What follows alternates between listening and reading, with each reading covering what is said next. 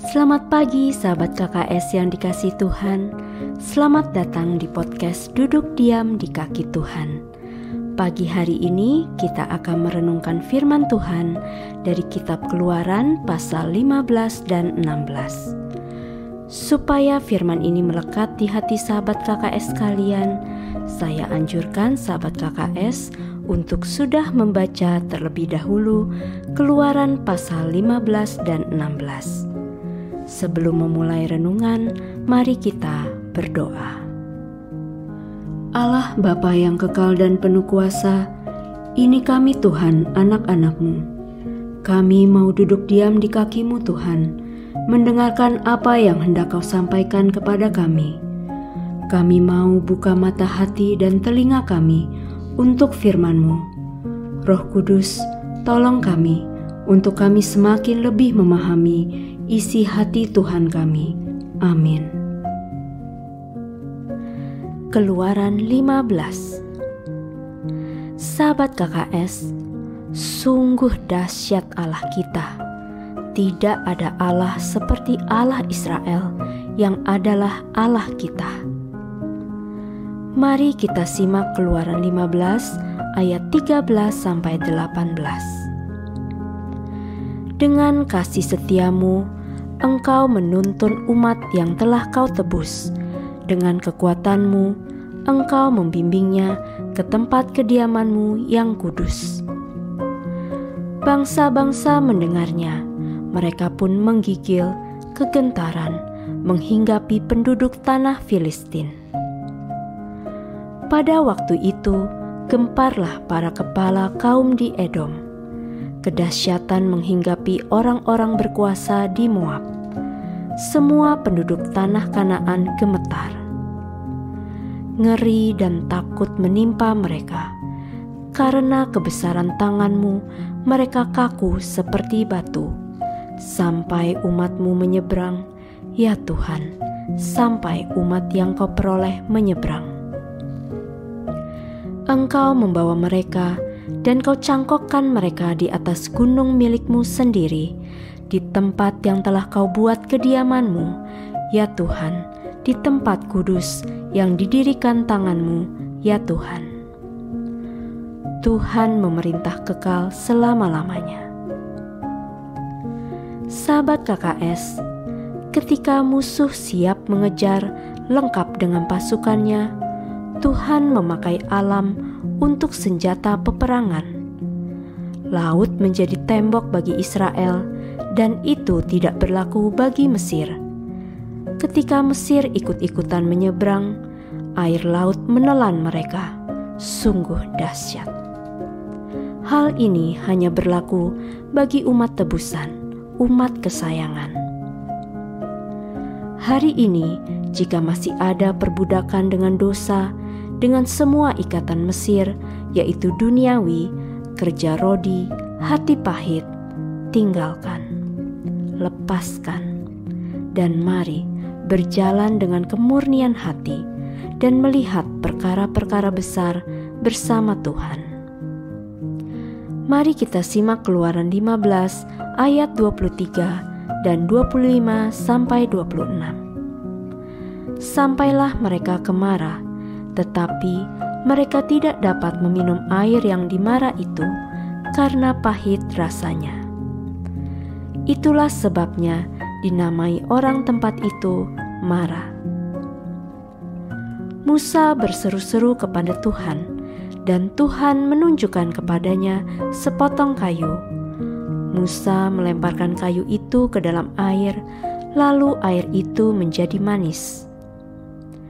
Di sanalah diberikan Tuhan ketetapan-ketetapan dan peraturan-peraturan kepada mereka, dan di sanalah Tuhan mencoba mereka. Firman-Nya, jika kamu sungguh-sungguh mendengarkan suara Tuhan Allah-Mu dan melakukan apa yang benar di matanya, dan memasang telingamu kepada perintah-perintahnya, dan tetap mengikuti segala ketetapannya, maka Aku tidak akan menimpakan kepadamu penyakit manapun yang telah kutimpakan kepada orang Mesir, sebab Aku, Tuhanlah, yang menyembuhkan engkau. Sahabat KKS, mara air yang pahit tidak bisa diminum. Jika hati kita pahit, kita tidak bisa membuat saudara-saudara kita menerima aliran kehidupan dari Tuhan Yesus. Sembuhkan hatimu yang pahit. Mari, dari dalam dirimu akan mengalir aliran-aliran kehidupan. Orang-orang yang ada di sekitar kita akan menerima kehidupan Yesus lewat hidup kita yang sudah beres di hadapan Tuhan. Mendengar suara Tuhan dan taat itu dua hal yang wajib kita lakukan sebagai umat Tuhan. Dan ada perjanjian kekal Tuhan bagi yang mau mendengar dan taat. Tubuhnya sehat, tidak terkena penyakit apapun. Keluaran 16. Sahabat KKS, kisah bangsa Israel keluar dari Mesir itu adalah kisah hidup kita yang sudah ditebus Tuhan Yesus dengan darahnya dari perbudakan dosa. Tubuh mereka memang keluar dari Mesir, tetapi pola pikirnya masih di Mesir. Banyak anak Tuhan sudah ditebus, tapi paradigma, cara pandangnya masih sangat duniawi. Itulah yang menyebabkan tidak bisa menikmati surga menyentuh bumi. Tidak ada kehidupan ilahi, hanya manusiawi. Sahabat KKS, Keluaran 16 ayat 13-16. Pada waktu petang, datanglah berduyun-duyun burung puyuh yang menutupi perkemahan itu, dan pada waktu pagi terletaklah embun sekeliling perkemahan itu. Ketika embun itu telah menguap, tampaklah pada permukaan padang gurun sesuatu yang halus, sesuatu yang seperti sisik, halus seperti embun beku di bumi.